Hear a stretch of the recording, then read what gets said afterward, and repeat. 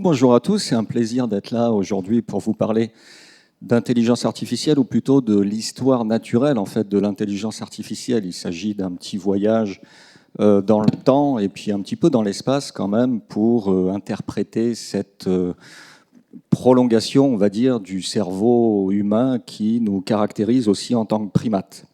Et donc, tout ça est lié bien sûr à l'intelligence. Alors, l'intelligence, si vous avez acheté ou si vous lisez régulièrement le magazine La Revue pour la Science, il y a un hors-série qui vient de sortir sur l'intelligence artificielle.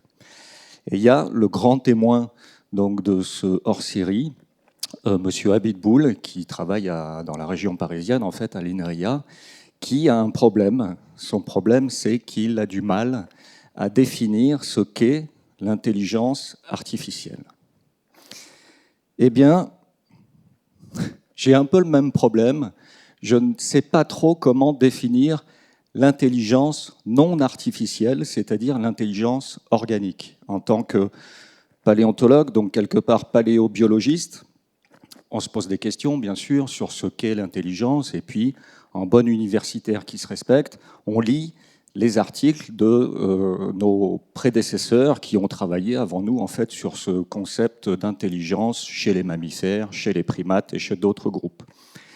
Alors, du coup, l'intelligence, est le fait déjà de posséder un cerveau avec deux gros hémisphères et des circonvolutions qui vont optimiser en fait les connexions neuronales dans une boîte crânienne donnée. Alors là, vous avez tous reconnu, pour les fans de science-fiction, en tout cas, l'excellente parodie de film de Tim Burton, Mars Attack, qui est une parodie de film de SF plutôt nord-américain et plutôt ancien, mais à la fois croustillant, où des martiens intelligents, la preuve, grosse tête, gros hémisphère, beaucoup de circonvolutions, en fait, attaquent les terriens, évidemment, mais leur intelligence, heureusement, les rend sensibles à quelque chose, attention spoiler, à la musique classique. Et c'est comme ça que les terriens, dans l'histoire de Tim Burton, vont s'en sortir, évidemment, vont se sortir de cette impasse,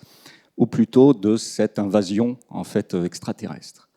Alors, on a longtemps relié, en fait, la taille ou la masse du cerveau des mammifères à l'intelligence, et puis ça nous arrangeait un petit peu au début jusqu'au jour où on a commencé à faire un petit peu de stats et à comparer avec les autres espèces, et malheureusement on s'est rendu compte que on n'était pas au sommet de l'évolution pour une fois, puisque d'autres mammifères, cétacés, éléphants, etc., possèdent un rapport entre la masse corporelle globale et la masse du cerveau, ou inversement plutôt, un peu plus élevé en fait que le nôtre.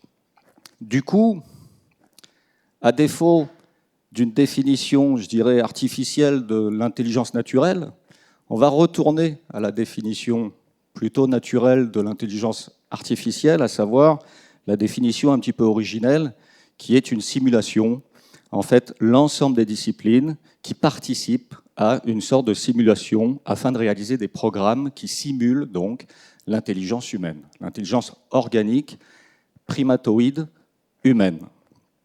Donc finalement, on se rend compte que l'IA est un peu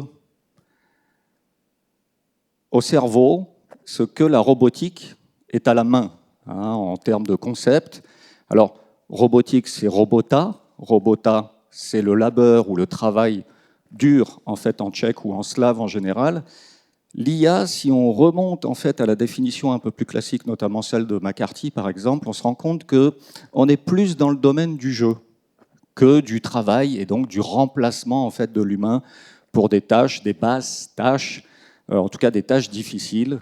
Donc il y a une connotation en fait dans l'IA à l'origine, dans la définition, qui est liée au jeu, et c'est pour ça qu'à chaque grand pas évolutif, si vous voulez, dans l'augmentation de l'IA, on a des espèces de repères temporels qui correspondent à une IA qui bat littéralement au jeu de Go, au jeu d'échecs, etc. Au poker, c'est un peu plus dur parce qu'il faut implémenter dans l'IA du bluff, donc non seulement des caractère contingent ou aléatoire, mais en plus une sorte d'humanité que la machine, en tout cas l'intelligence non organique, n'a pas encore. Donc, fort de cette définition plutôt naturelle de l'IA, eh bien, on a, nous, une définition un peu plus aussi naturelle de l'intelligence humaine, à savoir que l'intelligence est logée, en tout cas émane plutôt d'un cerveau qui est un cerveau de primate. Quand vous comparez en fait le cerveau humain avec le cerveau d'un chimpanzé, à gauche, eh bien, vous avez des zones identiques, exactement les mêmes zones, cortex frontal, préfrontal, cortex associatif, etc. Vous avez des couleurs en fait qui correspondent à des organes ou des parties de cet organe du cerveau qui est très complexe, mais vous avez des couleurs identiques parce que, en fait, ensuite, vous avez une variation de proportion des éléments du cerveau les uns par rapport aux autres qui constitue en fait aussi une différence entre les espèces. Et donc cette différence, quand on fait de la paléontologie ou de la comparaison au sens large en fait d'espèces, eh bien c'est ce qu'on appelle l'anatomie comparée, cette comparaison d'organes homologues, de structures homologues, c'est-à-dire des structures comme le cerveau, qui, quelles que soient les espèces, ont une origine organique commune.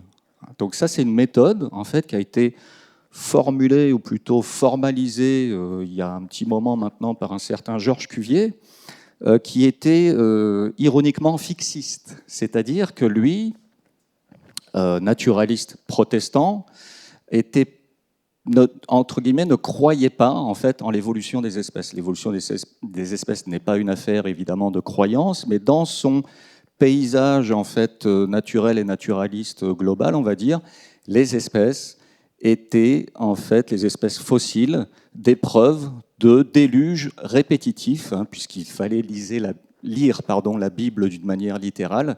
Eh bien, les espèces fossiles étaient des restes pétrifiés, entre guillemets, de différents déluges qui se sont superposés au cours du temps.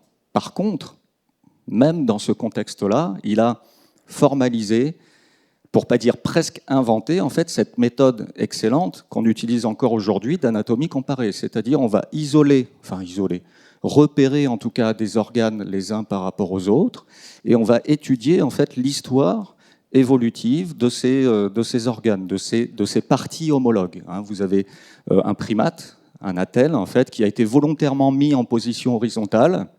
Il a enlevé les bras, il a enlevé la ceinture scapulaire, il a enlevé les membres postérieurs et il l'a comparé avec en fait, un autre squelette de poisson osseux pour bien montrer que la partie céphalique était homologue et la colonne vertébrale est homologue entre les espèces. Vous avez un oiseau aussi en position horizontale. Et donc, il a formalisé en fait, cette méthode d'anatomie comparée. Alors, Cuvier, ce n'était pas le premier, en fait. Quand vous fouillez un petit peu dans l'histoire des sciences, le premier scientifique qui a développé cette méthode, c'est un certain Edward Tyson, qui était médecin. Il a d'ailleurs créé le premier hôpital psychiatrique en Grande-Bretagne. Il était à Oxford au début de sa carrière, avant d'être à Londres, et il a montré, en fait, en comparant les différents cerveaux chez les primates, que le chimpanzé était plus proche, d'ailleurs, de l'humain qu'il ne l'est de l'orang-outan. Donc ça, à l'époque, c'était déjà un bon coup de pied dans la fourmilière, puisqu'on a une relation plus étroite entre deux primates, au sens large, que entre ce qu'on considérait en fait comme les singes. Donc, merci en fait le cerveau qui a permis finalement, grâce à ces études organiques, pour pas dire médicales, de rapprocher en fait les primates qu'on appelle non humains, en tout cas le chimpanzé, avec notre espèce sapiens dont nous appartenons. Alors, évidemment, on compare aussi au sein des primates les cerveaux pour essayer de mieux comprendre et mieux définir cette notion d'intelligence organique. Est-ce qu'il s'agit du nombre de neurones en plus du paramètre massique ou de la proportion, comme on l'a vu en fait, entre la masse corporelle totale et puis la masse du cerveau? Eh bien, en tout cas, ce qu'on observe, c'est que quand vous comparez déjà ces cerveaux, ne serait-ce qu'au sein même des primates, encore une fois, on voit très peu de différence entre le crâne du chimpanzé, en termes de structure, hein, j'entends, et puis un crâne humain. Alors après, quand vous dézoomez un petit peu sur l'arbre du vivant en termes de comparaison avec les autres mammifères, là c'est pire encore, j'ai envie de dire, puisque vous avez le crâne d'éléphant, qui contient donc le cerveau, évidemment, hein, la boîte crânienne qui contient un cerveau, qui est encore plus méandriforme, dont les deux hémisphères présentent un degré de plissure, hein, entre guillemets, supérieur, en fait, par rapport à l'humain, et c'est la même chose chez le dauphin. Donc finalement, on peut déjà se poser une question, pourquoi l'IA est une sorte d'expansion de l'intelligence humaine, pourquoi au cours de l'évolution des espèces, les éléphants ou les cétacés n'ont pas eux-mêmes développé une intelligence artificielle. Bon. C'est un petit clin d'œil en fait sur le côté fortuit ou aléatoire évidemment de l'évolution, mais quand on replace en fait ces structures-là ou ces observations en fait dans le temps, vous avez un arbre phylogénétique ici des mammifères avec en bas à gauche les monotrèmes. Hein, Platypus, c'est l'ornithorynque. Vous savez, cette espèce de mammifère avec une tronche bizarre. Il a un bec de canard, il a une queue de castor et puis il a des griffes un peu de taupe. D'ailleurs, les premiers naturalistes occidentaux, quand ils ont ramené en fait cette étrange bestiole d'Australie, on pensait que c'était un fake, hein, que c'était un canular de taxidermiste tellement eh bien, c'était improbable de trouver une espèce qui présente une telle mosaïque de caractères. Bon, le platypus a un cerveau, on va dire, anecdotique par rapport à l'éventail que vous avez devant vous, mais on retrouve bien, Afrotheria, c'est un groupe qui inclut en fait les proboscidiens. Un proboscis, c'est la trompe, donc les éléphants, le groupe, on va dire, des éléphants. Et puis, on voit aussi les cétacés, les primates, et d'autres types de mammifères. Donc voilà, quand on compare en fait un petit peu ça dans un contexte temporel, on a une vision, si je puis dire, un peu plus peut-être précise sur l'évolution de cet organe bizarre qui est dans le dernier Pour la science en question, le dernier hors-série, comparé à un organe spongieux dont la texture ou la structure évoque le tofu. Hein, donc c'est assez poétique, je trouve, ou culinaire évidemment, comme comparaison, mais finalement, on a à l'intérieur de notre boîte crânienne une masse de type tofu qui est assez intéressante en termes d'évolution des espèces. Alors, voilà un arbre un peu plus inclusif, un arbre évolutif un peu plus inclusif, avec des mammifères toujours en haut à droite. Vous avez les oiseaux qui dérivent, ou plutôt qui sont groupes frères en fait, d'autres reptiles. Hein. Tout ça est rangé dans le grand groupe des archosaures, dans lequel on place, on va le voir, les dinosaures, évidemment. Et puis, vous avez un peu plus bas les amphibiens, donc les tétrapodes non amniotiques. Tétra, c'est 4. Podos, c'est le pied. Nous sommes des tétrapodes, tout comme donc les amphibiens, les reptiles, les oiseaux inclus, et les mammifères, à peu près 35 000 espèces actuelles. Et nous dérivons de certains poissons, entre guillemets, assez étranges, avec des nageoires un peu beaucoup robustes, hein, on va le voir d'ailleurs, qui eux aussi avaient une région céphalique post-orbitaire, hein, puisque le cerveau, il se trouve que le cerveau est plutôt logé dans la partie post-orbitaire en fait, du crâne. Il y a aussi des neurones, vous allez me dire, dans les intestins, hein, dans nos intestins. Donc c'est assez intéressant aussi de voir que l'intelligence ne se limite pas au nombre de neurones ou aussi au nombre de connexions neuronales. Et quand vous zoomez, par exemple, sur essentiellement les poissons, hein, vous reconnaissez Monkey, hein, le cerveau plutôt primatoïde, la souris, je descends en fait, hein, le poulet, le lézard, catfish, c'est le poisson-chat, etc. Vous avez stickleback, zebrafish, c'est le poisson zèbre, stickleback, c'est l'épiloche, et puis quand vous remontez en fait vers en haut à gauche, vous avez une série, on va dire, de poissons d'aquarium. Et donc là, en fait, j'ai mis en différentes couleurs de grisé des éléments homologues du cerveau pour vous montrer que finalement, tout ce qui se passe au cours de l'évolution des vertébrés, c'est une sorte de variation, comme une partition, à partir de quoi 7, 8 éléments, hein, le télencéphale, le diencéphale, le cervelet, qu'on appelle aussi le cérébellum, etc. Donc tout ça bouge de place, change de position, change de forme, de volume, et constitue en fait la diversité des crânes au cours de l'évolution des vertébrés. Regardez par exemple Mormirus, hein, en haut à gauche. Mormirus, c'est le petit poisson aspirateur d'aquarium. C'est pas celui qui a une face plate qui nettoie la vitre, c'est un poisson qui a vraiment une tête d'aspirateur et qui va, il est benthique, hein, c'est-à-dire qu'il vit plutôt au fond de l'eau, il va filtrer en fait le sédiment au fond de l'eau pour se nourrir. Eh bien, regardez le cerveau qu'il a. Il a un cervelet qui est complètement projeté dans la région antérieure, ça fait même une sorte de béret, hein, et la partie télencéphalique, hein, c'est-à-dire là où chez nous nous avons les hémisphères, la partie homologue, présente une sorte d'excroissance comme une antenne qui correspond sans doute à la région en fait sensorielle un peu développée chez cette espèce-là, justement peut-être adaptée à un mode de vie filtreur. Donc on a une sorte de variation. Alors, je ne vais pas vous faire un cours sur les différentes parties du cerveau, hein, ce n'est pas le but, mais c'est pour vous montrer un petit peu les mots-clés vont être variation, évidemment, retenue ou non d'ailleurs par la sélection naturelle, mais finalement la constance, si je puis dire, c'est la variation en termes de volume, de degré de méandriforme, de structure méandriforme, et puis des variations dans la disposition en fait, des parties d'organes les uns par rapport aux autres. Alors, on va zoomer un petit peu maintenant dans le temps. Là, j'ai parlé de beaucoup d'espèces actuelles.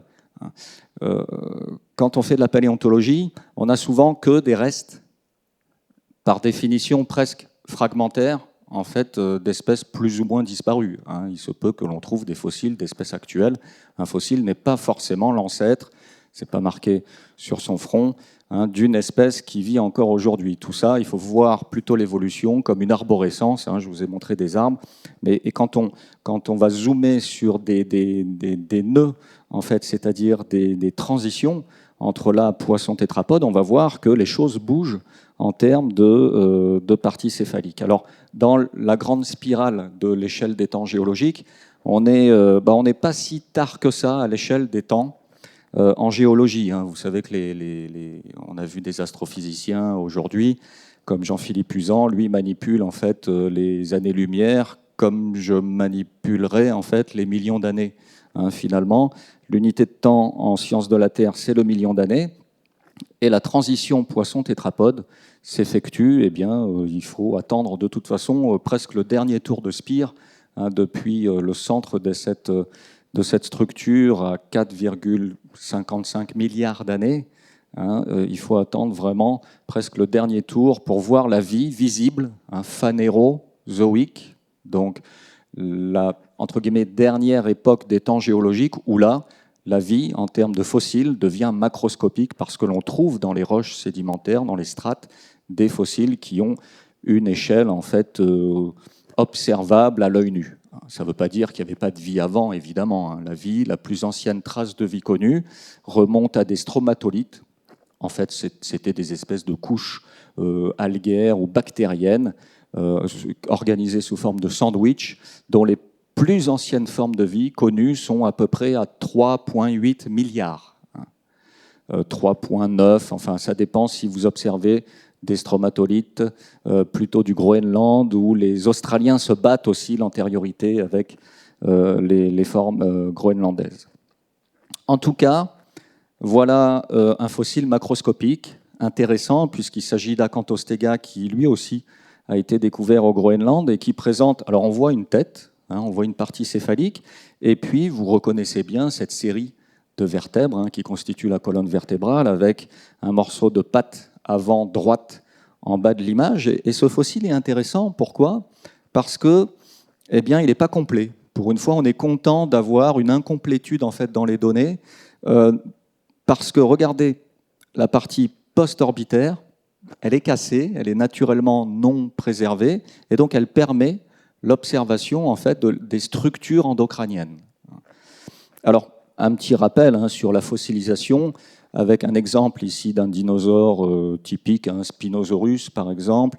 Vous avez une espèce, un organisme qui vit, qui se reproduit, qui meurt, qui se nourrit, etc. Et quand il meurt, pour avoir un bon fossile, il vaut mieux que le cadavre se fasse recouvert en fait d'eau pour arrêter en fait l'oxydation naturelle de l'oxygène atmosphérique. Plus le phénomène d'enfouissement, en gros, eau plus sédiment, bien sûr, est rapide, plus vous avez en fait une minéralisation, entre guillemets. On parle de perminéralisation parce que ce sont des éléments minéraux du sol qui vont pénétrer la matière organique du cadavre, surtout les parties les plus dures, donc le squelette, endosquelette si vous êtes invertébré, exosquelette si vous êtes plutôt de type arthropode, évidemment. Mais ces parties en fait, organiques vont diffuser dans le sol et les parties minérales du sol vont venir remplacer, molécule par molécule, la matière organique. Ce qui fait qu'on a des préservations de structures, alors pas forcément de cerveau, mais de boîtes crâniennes, de moules internes de boîtes crâniennes qui nous permettent de faire des inférences en paléontologie sur les structures cérébrales. Alors, comment on fait techniquement ? J'ai envie de dire, pour trouver des fossiles, eh bien, on va prospecter un peu partout dans le monde en fonction de notre spécialité. Donc moi, je travaille sur ce qui se passe de la terrestrialisation, c'est-à-dire la diversification de la vie sur les continents, jusqu'à l'apparition des premiers dinosaures, en gros.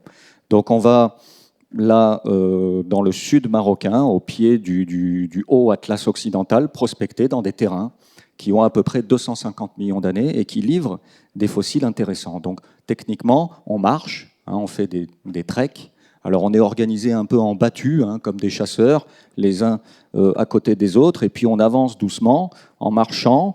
Et puis, quand on trouve une irrégularité de structure en surface, eh bien, c'est peut-être un fossile. Donc là, on sort le pinceau et on va brosser délicatement la structure en question pour voir s'il s'agit bien d'un fossile ou pas. Et puis, s'il y a une connexion, on est content parce qu'on a peut-être un reste plus ou moins articulé. Donc, une fois qu'on a dégagé en surface l'élément fossile, là, vous avez une partie de cage thoracique d'un pareiasaure. C'était un gros reptile herbivore qui évoluait sur la Pangée il y a à peu près 250 millions d'années. Eh bien, on le prend pas directement, on prend pas directement les fossiles et on les amène pas directement comme ça dans des musées. Les fossiles passent par des étapes plus ou moins complexes, notamment déjà d'extraction. Donc, on va faire une tranchée en fait avec un marteau, avec un burin tout autour du fossile pour obtenir une sorte de champignon. Où vous avez en fait les restes fossiles qui vont être dans la partie supérieure de ce bloc. Ensuite, deuxième étape, on va recouvrir cette espèce de champignon de roche avec le fossile à l'intérieur. On suppose que le fossile est à l'intérieur quand même, heureusement, avec du papier journal humidifié et puis ensuite une couche de plâtre pour éviter les cassures supplémentaires lors du transport. Donc on fait une sorte de Kinder géant, de Kinder surprise géant, une sorte de cocon de plâtre avec la roche, plus le fossile, et on envoie en fait ce plâtre-là dans le laboratoire de paléontologie le plus proche, pour ensuite passer à l'étape du dégagement mécanique. Alors le dégagement mécanique, il s'agit avec là Gérald est en train de travailler minutieusement avec en fait un marteau-piqueur de la taille d'un marqueur. C'est de la micro-percussion qui va enlever grain par grain le sédiment pour livrer, en fait, si possible en 3D, le fossile en question. Alors vous allez me dire, oui, mais comment vous faites pour aller dans le sud marocain ou en France ou ailleurs chercher des fossiles? Eh ben, c'est facile. Vous prenez une carte géologique, c'est-à-dire une carte topographique avec des taches de couleur, et chaque tache de couleur va vous indiquer en fait l'âge et le type de roche que vous allez rencontrer en surface. Ça, c'est un travail antérieur nécessaire en fait effectué par les géologues, bien sûr, hein, qui prospectent de par le monde pour dresser en fait ces cartes géologiques pour mieux comprendre la structuration de la planète. Et si vous zoomez au niveau du Canada et notamment du Québec sur ces sédiments du Dévonien, c'est-à-dire qui correspondent à cette phase de transition entre des poissons bizarroïdes et les premiers tétrapodes, vous allez en fait en Gaspésie, notamment dans le parc naturel, parc UNESCO de Miguacha. Vous longez en fait cette magnifique côte. Alors pour l'instant, je ne la connais qu'en photo, mais demain j'y vais. Je vais rejoindre en fait mon collègue, le directeur du parc, qui m'invite en fait à prospecter dans cette magnifique région importante en termes de science, puisqu'elle a livré depuis des décennies le fameux prince de Miguacha. Vous avez peut-être entendu parler du prince de Miguacha, c'est Eusthenopteron, c'est un poisson bizarroïde. Alors on voit bien que c'est un poisson avec une tête plate à cause de la compaction sédimentaire. Et puis regardez les nageoires, elles sont très robustes, elles sont très charnues. C'est ce qu'on appelle un poisson sarcoptérygien qui est un lointain cousin en fait des premiers tétrapodes. Alors, disposé un petit peu verticalement, comme ça, on a une vision un peu gradualiste de l'évolution. Hein. Mais encore une fois, il y a quand même l'arbre phylogénétique qui nous rappelle qu'on a plutôt une évolution buissonnante avec des espèces qui sont finalement plutôt positionnées à l'horizontale pour reconstruire les relations de parenté. Mais Eusthenopteron, ici, est en bas à droite. Et puis, il est important en termes d'évolution en fait, du cerveau chez les vertébrés. Pourquoi? Parce qu'il y a tellement de fossiles, de spécimens fossiles d'Eusthenopteron qui ont été découverts dans cette magnifique région de Gaspésie, que dans les années 40, un paléontologue suédois a décidé de sacrifier un spécimen pour la science. Alors comment il a fait techniquement? Il s'est dit, moi je veux voir ou reconstituer plutôt la structure endocrânienne de ce poisson-là pour étudier ce qui se passe au niveau du cerveau lors de la transition entre les poissons et les tétrapodes terrestres. Et donc il a littéralement sacrifié un fossile en l'incluant dans une résine plastique qu'il a ensuite scié, et chaque tranche, en fait, c'est une coupe serrée, hein, chaque tranche a été polie, dessinée, alors c'est en coupe, hein, pour voir justement de la partie postérieure de la tête jusqu'à la partie antérieure du museau, hein, il a fait une série de coupes transversales, et puis il a dessiné en fait les structures endocrâniennes qu'il a reproduites sur des plaques de cire pour monter ensuite, coller les plaques de cire les unes à côté des autres. On est en 1944, ça a été publié par un certain Järvik, un grand paléontologue suédois, et c'est la première reconstitution de structures endocrâniennes dans l'histoire de la paléontologie. Et c'est fait sans scanner, sans synchrotron, sans technique numérique. Donc bravo Järvik. Alors aujourd'hui, on a des structures évidemment un peu plus modernes dans le sens où elles sont moins destructives. On amène en fait nos fossiles au synchrotron à Grenoble en lumière synchrotron. On effectue aussi ce qu'on appelle de la microtomographie à rayon X, c'est-à-dire des radios assez puissantes des objets en 3D pour reconstituer numériquement en fait l'évolution des régions endocrâniennes. Et voilà un résumé en fait de cette évolution. On voit donc en haut différents poissons cartilagineux avec les requins, esturgeons, le sélacanthe, un poisson sarcoptérygien intéressant avec des nageoires aussi assez balèzes, les dipneustes qui sont des poissons à double respiration, intéressant aussi, et puis une petite salamandre qui représente en fait les tétrapodes. Alors qu'est-ce qu'on voit rapidement dans cette évolution du cerveau? C'est que eh bien, l'élargissement de la partie en fait hémisphérique est apparu plusieurs fois déjà au cours de l'évolution. Regardez par exemple Neoceratodus, le dipneus, il a une région verte, donc hémisphérique, assez épaisse, relativement par rapport aux autres régions et par rapport aux autres espèces. On retrouve un début en fait d'épaississement de cette région-là, évidemment chez Ambystoma, chez les tétrapodes. Et puis on peut remarquer, regardez, Cladodoides, c'est l'heure tourne, je finis, un sélacien, donc un requin fossile intéressant, qui présente lui aussi en fait un élargissement. Donc tout se passe comme si, finalement, l'augmentation aussi du volume cérébral est apparue finalement plusieurs fois au cours de l'évolution des espèces. Alors, en ce qui concerne les dinosaures, on effectue aussi des reconstitutions endocrâniennes. Alors c'est toujours impressionnant de voir des crânes de tétrapodes fossiles qui sont passés aux scanners médicaux ou en microtomographie, et on est capable notamment de mieux comprendre ce qui se passe à l'intérieur du T-Rex, notamment le T-Rex qui était connu. Donc on a scanné en fait la région crânienne du spécimen AMNH 5117, AMNH, c'est American Museum of Natural History, numéro, etc. Donc on l'a passé au scanner et on peut voir que la région hémisphérique, c'est toujours le même code couleur en vert, présente un bulbe olfactif assez développé. Ça, c'était pas connu en fait auparavant. Donc si vous regardez Jurassic Park, eh bien cette scène-là où le pauvre comment il s'appelle le paléontologue? Alan, je crois, essaie de sauver les enfants ou sa collègue qui est coincée dans la voiture en agitant, en stimulant visuellement en fait ce super prédateur.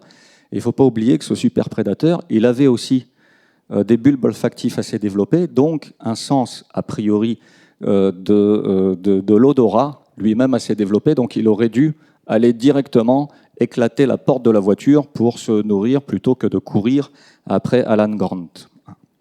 Alors si on remonte, et je finirai en fait là-dessus, à ce niveau-là, entre guillemets, dans l'évolution des crâniates, c'est-à-dire des vertébrés, on va se rendre compte que là, on est un petit peu plus loin dans le temps, on est à peu près à 510 millions d'années, on est toujours en fait dans le dernier tour de Spire. Eh bien, tout repose finalement sur cette espèce de limace de mer bizarroïde. Ça, c'est une reconstitution, évidemment, en 3D, réalisée à partir de plusieurs fossiles qui sont bien connus dans les schistes de Burgess, dans les Rocheuses canadiennes.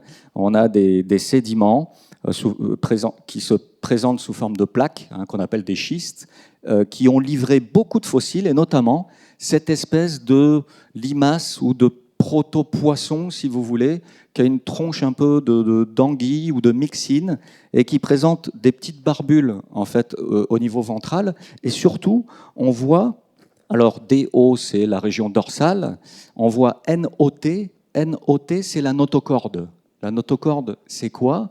C'est ce qui chez nous en fait va donner la colonne vertébrale. Donc Pikaia, c'est le nom en fait de ce genre-là, n'est pas l'ancêtre commun de tous les vertébrés, mais c'est une lointaine cousine de l'ensemble du groupe. Et cette notocorde, en fait, est intéressante en termes de développement. Chez les vertébrés, on voit que tout se passe comme si il y avait une croissance postéro-antérieure de cette espèce de corde qui va déjà se distinguer en trois parties. F c'est forebrain, H c'est M c'est midbrain et H c'est hindbrain, donc la partie postérieure, centrale, antérieure. Et donc il va y avoir une sorte de rotation antérieure, comme si il y avait une croissance donc dans un axe postéro-antérieur, croissance que l'on retrouve dans l'ensemble en fait des vertébrés en bas, avec human, le rat, le poulet et le poisson zèbre, mais que l'on observe aussi, bien sûr, lors d'une tomographie à différents stades de morphogénèse chez l'embryon humain. On a un petit peu la même chose dans les grandes lignes. Hein. Je ne suis pas le premier à l'observer, bien sûr. Haeckel, qui était un anatomiste en fait, allemand, avait observé que le développement des espèces récapitulait dans les grandes lignes, bien sûr, hein, l'évolution des espèces elles-mêmes. Hein. On sait que l'ancêtre des amphibiens actuels n'est pas un tétard. Hein. On sait que l'ancêtre des insectes n'est pas une larve, mais dans les grandes lignes des plans d'organisation, Haeckel avait déjà observé en fait ce phénomène.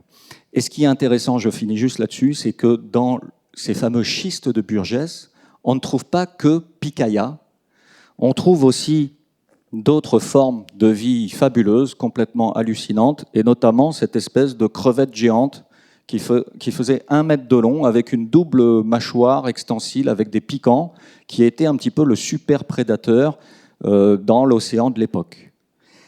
Et si Picaya, que vous voyez en bas à droite, n'avait pas survécu à ces attaques de prédateurs, est-ce que nous serions aujourd'hui même présents pour parler de l'évolution de l'intelligence artificielle en général ou de l'intelligence tout court? Je vous laisse vous poser vous-même la question. Merci. Là, tu nous as montré l'évolution et des comparaisons entre les cerveaux humains et des cerveaux d'animaux, puis l'évolution des cerveaux d'animaux sur la partie plus topographie, ou je sais pas, ou atlas, ou géométrie un peu grossière. Est-ce qu'on en sait un petit peu plus aussi sur les mécanismes cognitifs, vraiment la science cognitive, enfin on pourrait dire la science cognitive des animaux et les rapprochements avec les humains et l'évolution de cette cognition des espèces? Oui, j'en ai pas beaucoup parlé parce qu'on rentre presque dans l'éthologie, hein, l'étude du comportement, mais ce qu'on observe, c'est que plus vous êtes, entre guillemets, carnivore, ou moins autotrophe que d'autres organismes, donc plus vous êtes hétérotrophe, plus vous avez besoin de récupérer de l'énergie chez les autres, hein, carnivores tout simplement, plus vous allez développer des stratégies de chasse, de prédation, et plus il y a une augmentation, entre guillemets, de la cognition.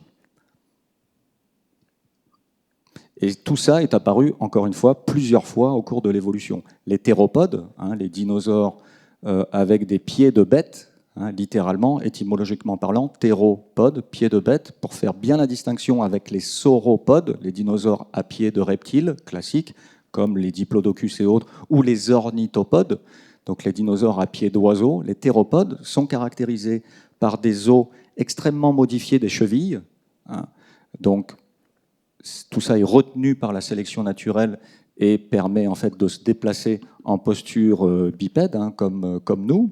Alors il y a d'autres caractères hein, qui fait le théropode, si je puis dire, mais on a en fait un développement de la bipédie, d'ailleurs chez les primates, qui est directement associé à la rotation du basicrâne. Ça se voit bien aussi au niveau morphogénétique et au niveau évolutif. Quand on passe des australopithécoïdes à sapiens, hein, vous passez du stade un peu quadrupède courbé au stade bipède plus ou moins redressé. Alors, c'est pas fini parce qu'on a encore des problèmes de dos hein, à cause de cette double courbure, mais la bipédie permet en fait, ou oblige le foramen magnum, donc qui fait la jonction de la tête avec la colonne vertébrale, à passer en position vraiment postérieure, enfin ventrale, et donc vous avez tout le basicrâne en fait qui tourne sur lui-même et qui a permis, au cours de l'évolution, en fait, l'augmentation du volume cérébral. Alors, est-ce que augmentation du volume correspond à l'intelligence hein? Ça, c'est encore un autre souci. Mais en tout cas, tout ça est lié à des comportements, effectivement, soit de prédation, soit d'exploration. Hein, Jacques en a parlé ce matin, de l'exploration. Peut-être que aussi, cette exploration en milieu de savane, hein, qui a permis ou obligé en fait les australopithécoïdes à se redresser pour voir un peu plus loin, éviter les attaques de prédateurs et puis anticiper aussi sur la chasse ou la préhension aussi des proies pour se nourrir. Peut-être que cette exploration mêlée à différents types de régimes alimentaires ont contribué effectivement à la cognition. Est-ce que vous me permettez un petit commentaire? Bien sûr. En tant que primatologue, bien sûr. Alors, effectivement, aussi, les capacités cognitives des animaux, elles dépendent aussi de deux choses importantes, donc du régime alimentaire, parce que plus vous allez être, par exemple, un primate qui va se nourrir de fruits, au plus vous allez devoir concevoir des outils ou des choses comme ça pour atteindre la nourriture et également de la socialité. Au plus un animal est social, au plus le cerveau est assez important, puisque les relations sociales développent des capacités cognitives importantes. Et il faut aussi que ce soit un réseau social complexe. Oui, il y a des rétroactions sur les comportements et on parle de plus en plus d'intelligence non humaine. Hein, quand on regarde les cétacés, encore une fois, maintenant vous avez les images des cerveaux en tête, les éléphants, et on parle aussi de culture animale, hein, de culture non humaine, c'est-à-dire qu'il y a des espèces qui jouent comme nous on joue, hein, les pieuvres par exemple, les céphalopodes font du land art, on ne sait pas pourquoi. Les dauphins jouent à faire des espèces d'anneaux en recrachant leur air, et puis ils passent dans ces anneaux d'air, etc., etc. Les primates non humains choisissent certaines feuilles de certaines plantes pour se soigner du palu. Donc il y a une pharmacopée non humaine qui est développée chez d'autres espèces que la nôtre. Donc ça fait du bien aussi à l'ego de savoir que l'intelligence n'est pas qu'humaine. Donc la question des filles était: l'intelligence artificielle est-elle naturelle? Dans la première partie de l'exposé, j'ai eu l'impression qu'on est passé d'un panorama biologique à l'intelligence artificielle. Et ça m'a beaucoup rappelé une phrase d'un autre conférencier, Obouy, qui disait: il n'y a pas une seule intelligence animale qui soit supérieure aux humains. Et c'est un peu ce qui nous a ici démontré avec l'anatomie comparée. On a longtemps relié la taille avec l'intelligence, oui, oui, surtout chez les primates. On nous a, au départ, la plupart des gens, quand vous les interrogez, vont penser que ce sont les grands singes qui sont les plus intelligents. Or, théoriquement, c'est les capucins, avec une capacité de raisonnement qui est assez impressionnante, puisqu'ils sont confrontés, comme je disais, tout le temps à devoir casser des noix pour se nourrir, à devoir socialiser, etc. Enfin, je m'écarte un petit peu. Et donc, l'anatomie comparée qu'a mentionné M. Steyer, développée par Cuvier, et permet effectivement de repérer les organes les uns avec les autres et de remonter jusqu'à l'évolution. Et c'est ce qui prouve que justement, l'intelligence artificielle est loin d'être non naturelle, puisque au final, on a eu constamment cette évolution au cœur des millénaires qui se sont écoulés. Ce qui nous arrive à ce que M. Steyer nous a démontré dans une plutôt deuxième partie, où on a vu l'évolution de cette intelligence comme une arborescence, avec la démonstration des fossiles et de comment on découvre un fossile et comment on essaye de comprendre l'intelligence qui malheureusement ne laisse peu de traces tangibles. Il faut du coup l'étudier pour pouvoir comprendre. Dans ce cas-là, M. Steyer nous expliquait le processus de découverte d'un fossile et comment on interprète, avec notamment le fait que déjà il faut choisir le lieu où on est susceptible de trouver un fossile. Et il nous a cité l'exemple qu'on utilise la topographie avec le parc d'UNESCO dans Gaspésie. Il nous explique qu'il faut préserver ce fossile pour avoir le plus de chances d'obtenir des informations sur cette intelligence, notamment en extrayant de façon très protocolaire et surtout en protégeant vers un laboratoire. Et sur l'exemple que j'ai beaucoup aimé, c'est le sacrifice du fossile de Yarkovitch, je ne sais pas si je prononce bien, c'est ça, en 1944. Et en fait, ça m'a fait penser à ce que une de mes professeurs en biologie nous a toujours dit pour les dissections, c'est sacrifier pour sauver.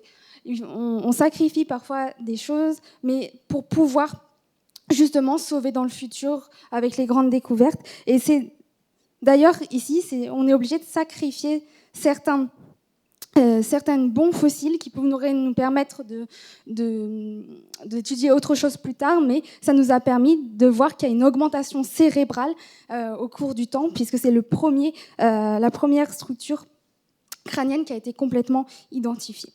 Donc, après tout ça, en ayant passé d'un contexte biologique vers l'intelligence artificielle, puis comment on est remonté de l'évolution pour comprendre le fonctionnement de l'intelligence dans la biologie, on ne peut que dire qu'une chose, c'est cohérent et très humain de vouloir savoir plein de choses sur l'intelligence artificielle et de créer une intelligence artificielle biologique.